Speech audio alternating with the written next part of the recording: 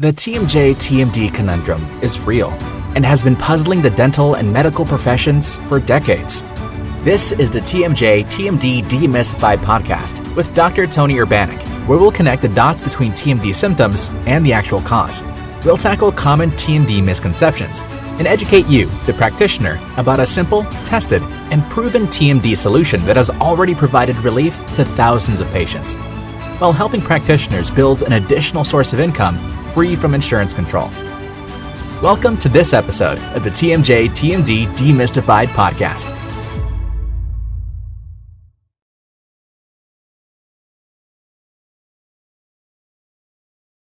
Welcome to all of you TMD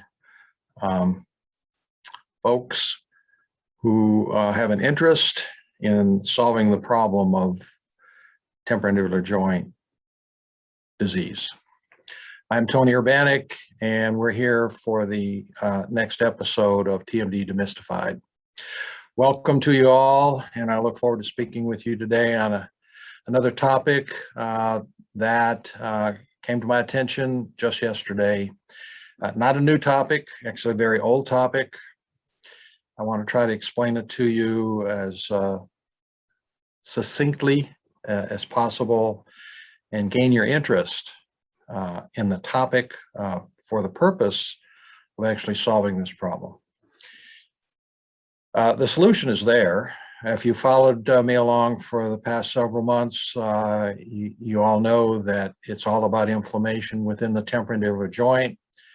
It's not about addressing the symptoms directly. It's about addressing the inflammation.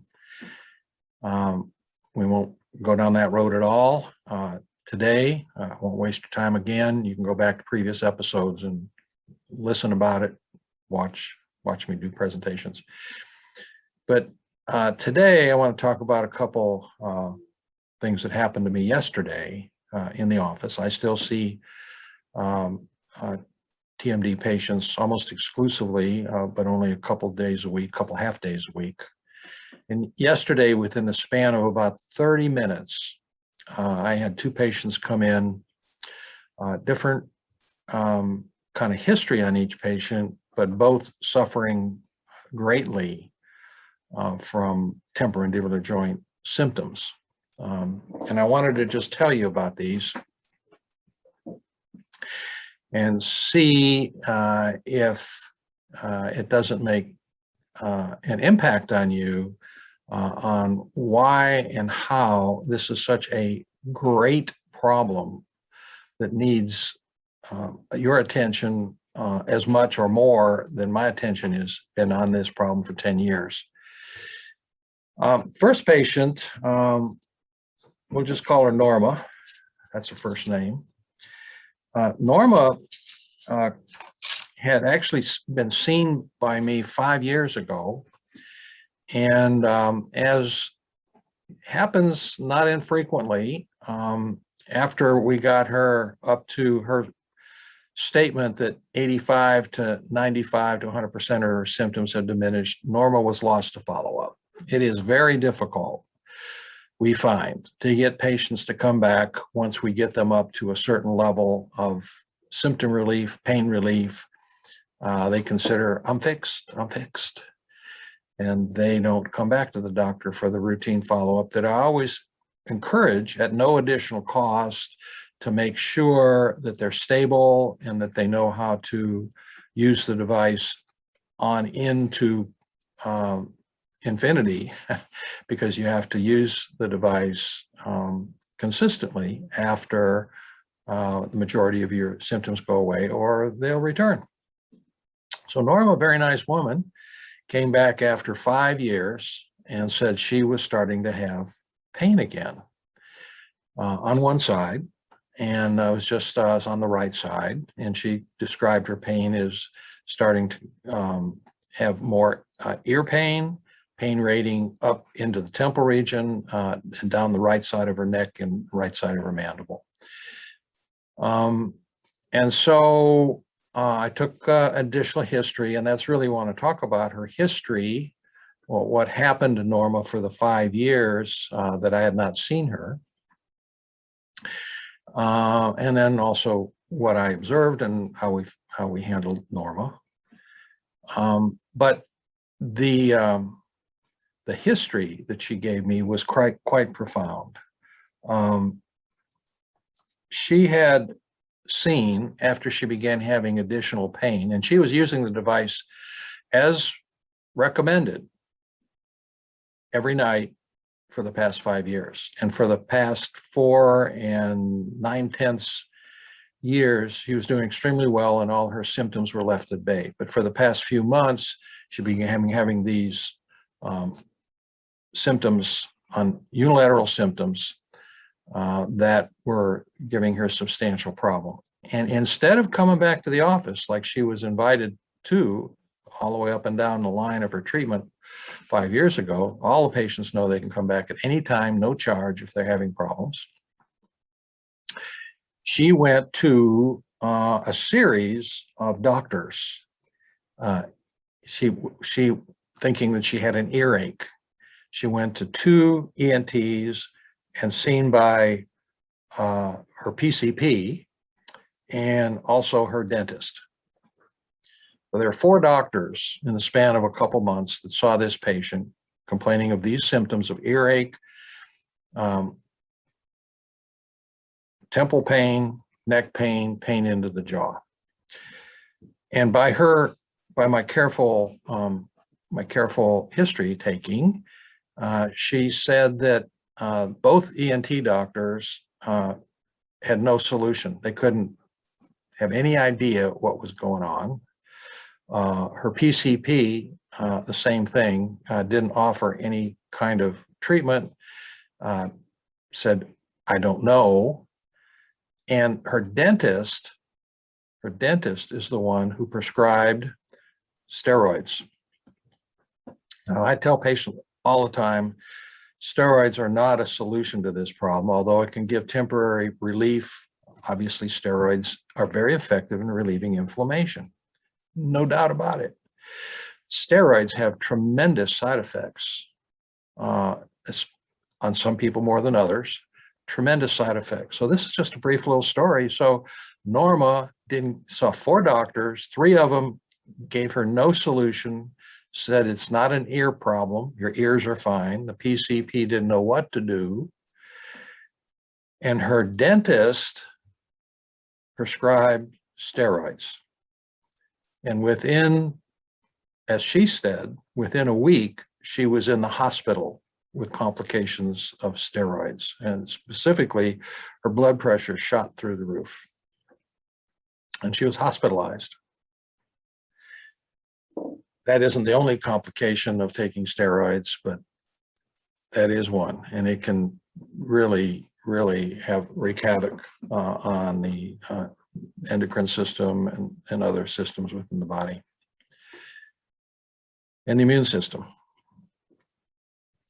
So that was Norma's story. And to give you the solution, when I did the examination, what I found was that Norma had abraded the anterior pad of the device adequately, where she had posterior contact on the left side of her teeth.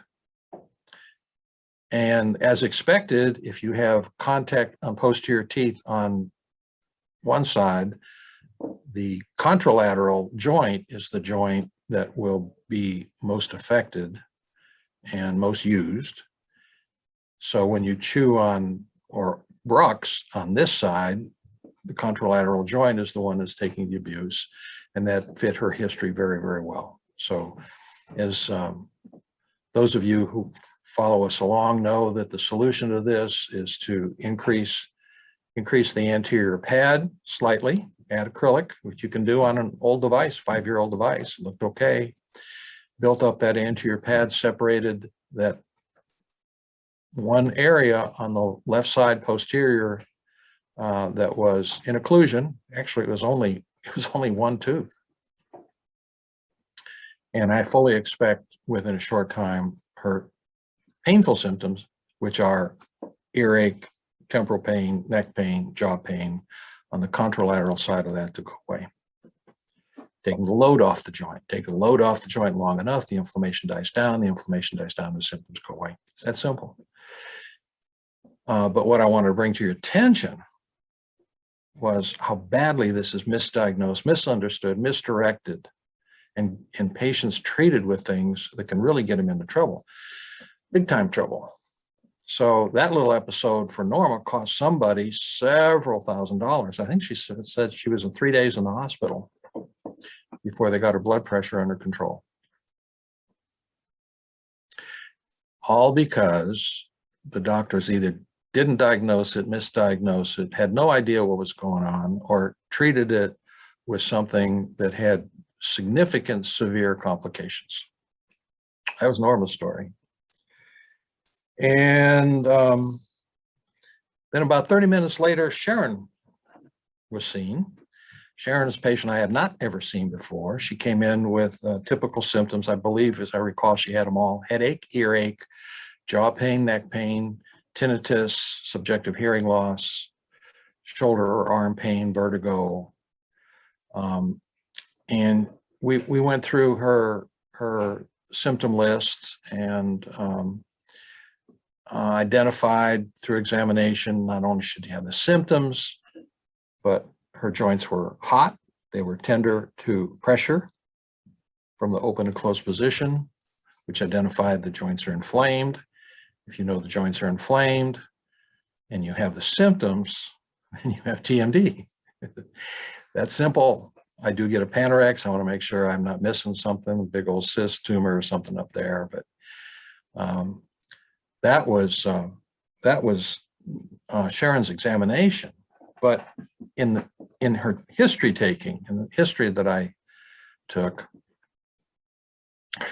she shared with me that literally, in her own words, quote, "You are my last stop, my last hope.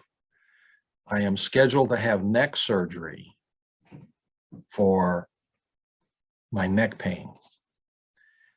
Now, no doubt there was, in this case, an orthopedic surgeon or a neurosurgeon, either one. I didn't ask her which specialty, that worked her up and found something on her neck films, on her neck x-rays, that was not quite right. But although the results for Sharon are not in yet, Sharon did get a device, and I fully expect not only her neck pain to go away, which is the second most common symptom of TMD. The first most common symptom, the most common symptom, is headache. Second most common symptom is neck pain. But Sharon had them all. Sharon was a typical female, middle-aged, who had all of these symptoms for years. It went back many, many years. And as we see, using this simple technology and protocol, you unload the joint and all the symptoms go away in a relatively timely fashion. Not all necessarily, in fact, not all necessarily simultaneously. Some symptoms take longer than others. Painful symptoms come down pretty fast. Tinnitus, subjective hearing loss, and vertigo much slower. Sometimes they take several months. But Sharon was on the verge of having surgery on her neck. And I fully expect Sharon to come back within the next, well, I'll see her in 3 weeks after delivery of the device. I'll see her 3 weeks after that, and I expect significant improvement in her neck. I mean, I will be amazed, surprised if I don't. I am that certain about what we see here constantly after 3,000 patients. So that's kind of the start of what I wanted to talk about. I could go on and on and on about the number of patients that we see here that have been misdiagnosed, unintentionally mistreated. I don't mean to attempt to downgrade my colleagues, but that is why I decided to do this podcast as one of many efforts to educate my colleagues, both in Tennessee and nationwide, regarding what's going on here about the treatment of temporomandibular joint disease, disorder, and the diagnosis of temporomandibular joint disorder and the understanding of temporomandibular joint disorder. Because if we have examples here, we have 4 doctors here in Middle Tennessee who one way or another did not have adequate understanding about what they were looking at, which was obvious. And she came in to see me and asking the right questions and getting her history. It was obvious, along with a positive physical examination, that this woman had TMD. No more complicated than that. Certainly did not need surgery. Certainly did not need steroids, dry needling. I have, again, thinking through this, I had a patient yesterday getting her history. She was given a prescription for Valium, neuropsychiatric. Valium is a neuroleptic. And fortunately for this woman, this was yesterday. So out of the patients, I saw 3 of them. And this woman, she was sharp enough. She said she was given the prescription and she took it. I think she said 1 or 2 pills, and then she put them aside. She said, I don't like this. Good for her. It's like, that is a example, multiple examples of what is being done for and to these patients on something that is easily diagnosed, easily understood when you understand it from the beginning, from the common denominator, from the concept that dealing with inflammation, you have to know the symptoms, what to look for, and the best way to get rid of the inflammation is to unload the joint in a way that's consistent enough. You can't just, unload the joint for 10 minutes. It takes a while for the inflammation to die down. So I want to go through briefly, I'll do it again. I've done this before. I want to go through briefly then, what is the history? How do you address these folks? How do you address these patients when they come in a competent way, in an efficient way, and get all the information you need, and do the exam, make up your mind, is this TMD or is it not? And if it's TMD, treat them if they want to be treated.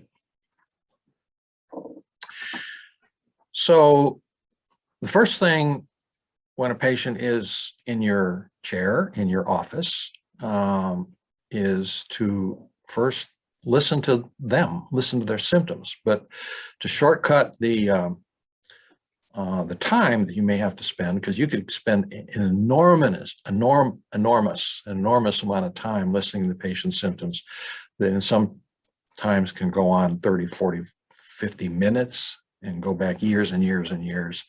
So the first thing, but you do want to, number one, listen to the patient, listen to their symptoms. Number one, you will learn from them. You will learn a lot by just listening to the patient's symptoms. But I always tell patients, I really just want to listen to your symptoms. I want to listen to what you have to say about it. I don't need the whole rundown of how many years this has gone on. Just what are your symptoms? What are you here to get fixed? What are the things that are bothering you right now? And then I'll have some questions for you. And so the average patient will take, some patients take 30 seconds, some patients take 5 minutes, and they will talk about their symptoms. And I just let them reel on because, again, I've learned most of what I know about this problem has come from listening to the patients. Once they finish, I say, you have anything else to say? And they'll usually say, no, that pretty much sums it. Then I will go through that litany of questions about, and the question is always to get the symptoms. Do you or do you not have these symptoms? And so the question is, do you have now, currently, recently, or ever, emphasis on ever, had any of the following symptoms? And the symptom list, I just reel off, and the answer will either be yes or no. Some patients have a hard time. Some patients have a hard time of giving you a yes or no Just encourage them to keep it simple. And the question is, do you have or have you ever, currently, recently, or ever had frequent or recurring headache, earache, jaw pain, neck pain, ringing in your ears, feeling of fullness in your ears like you've been swimming and can't clear your ears, vertigo, dizziness?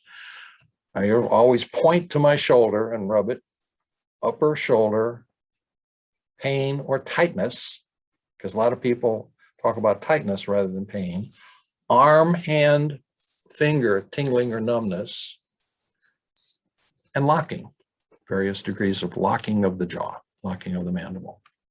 Do you have or have you ever had these symptoms? And then they'll either say yes or no. And those are the typical symptoms. There are a few more that we are investigating. I don't want to describe them now, but there are other symptoms that we have seen that I believe are related to jaw joint problems, but those are the well-accepted symptoms that have been seen related to temporomandibular joint disorder. And you don't have to have them all, and they will rotate, and they will come and go and confuse all the doctors that the patients talk to about these symptoms. That's why there's so much confusion. After you have obtained your symptom list, plus or minus, then do your examination, which is quite simple. In my case, I just always measure interincisal distance with a little card. How many millimeters? Average between 45 and 55 is normal millimeters, and you'll see whether or not they have a closed lock. Most people will be able to tell you, I can't open all the way, but some people actually who have been closed lock for many years, they think it's normal that you can only open 35 millimeters. I've seen it many times. And my usual response is, I bet the dentists really have a hard time treating you, really give you a hard time when you come in. Oh yeah, my dentist is always complaining I can't open my mouth. It's like, it's totally missed. Totally. And do you have, oh yeah, I have headaches all the time. Oh yeah, my neck is always hurting me. I've seen my dentist and misdiagnosed, mistreated, misdirected. And then after I examine interincisal distance, I look in the mouth and check their occlusion, class 1, class 2, class 3. I'm looking for lingual and palatal tori, which is proof positive that the patient bruxes. If they say, well, I don't grind my teeth, but they have big old lingual tori or palatal tori, well, that's the only reason you get palatal tori or lingual tori is bruxism. And lateral exostosis, different word, same thing. The laying down of bone layers because of chronic pressure on the alveolus is what lays down this bone. And it can cause lingual tori, palatal tori, and lateral exostosis in the mandible or maxilla. I've seen it both many times. That'll prove that the patient bruxes. Put your finger way up high, and press on the coronoid process. 99% of the time, if they have inflammation within the joint, 99% of the time that coronoid process will hurt, be painful. Oh yeah, that hurts. Usually more on one side. If one side is more symptomatic, it'll hurt more on the side that's more symptomatic. And then finally, walk beside or behind the patient, ask them to open widely, put significant pressure in the glenoid fossa and ask them to close once briefly, but as fast as you can, as rapidly as you can, not slowly. And when you do that, you compress the tissue in there. And if there's inflammation under compression, it will hurt. It will hurt. If they don't have inflammation under compression, it won't hurt. Patient will say, oh no, that doesn't hurt. Well, they don't have TMD. Few exceptions on that. Males are different. We don't have time to go into that. Males do not respond to pain like females do. Don't do it. They don't do it. Males talk frequently of tightness. It's tight, doctor. It doesn't hurt. It just feels so tight. I hear it all the time. That's gotta be a different episode, maybe, talking about the difference in males and females. That's a big difference, though. And that's your exam. And if you have a symptom list, which is positive, and a positive exam, you have made your diagnosis. So you've made your diagnosis, and then you know how to treat them. Unload the joint long enough to make the inflammation go away. So that's what I have to say today. I'm not going to belabor it at all. I think I've presented it succinctly and directly. I made my case. And obviously you might read a little frustration in my speech because I'm a little frustrated. I'm doing, and my team, my staff is doing everything to educate doctors both in Tennessee and outside of Tennessee about this problem. But it's a huge problem. You know, seriously, 45% of females have significant TMD symptoms between ages 13 and 75. It is more likely than not undiagnosed or misdiagnosed. A lot of those patients have significant treatments that can, and we see, I gave you 2 examples, lead to catastrophe or almost catastrophe. Which reminds me, yesterday was a busy day for me. I don't know, I saw 4, 5, 6 TMD patients back to back. I got a history from another gentleman who also said that he had been hospitalized for increased blood pressure after treatment with steroids. So that's 3. So yeah, I'm frustrated to a great degree about this because I took an oath as a doctor to do my best and help everyone the best way I know, and to not do anything that would not be in the interest of the patients. So that's my message for today. I appreciate you listening, and I appreciate you being here. I, as always, appreciate your comments, questions, criticisms. I'd love to talk with you if you're interested in helping me, and that's the reason I'm doing this. I need help from my colleagues, my dental colleagues. You have to have some dental knowledge to do this. My physician colleagues, they just need to know where to refer it to. My dental colleagues need to know how to diagnose it and treat it. Those of you who'd like to know more and get involved in our network of doctors who know how to do this and are licensed to do it through our company and our patented device and protocol, you can contact me at Tony at tmjservices.net. Our Director of Marketing and Education, Naomi, at tmjservices.net.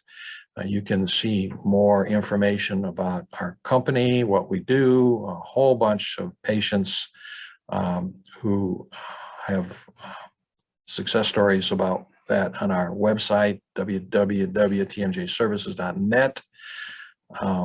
We are now on Instagram, and that is primarily directed toward patient contact. But I encourage you to do that. And I look forward to the next time I'm able to address you on this topic of TMJ problems on TMD Demystified. I'm Tony Urbanek and look forward to speaking with you in the near future. Bye-bye.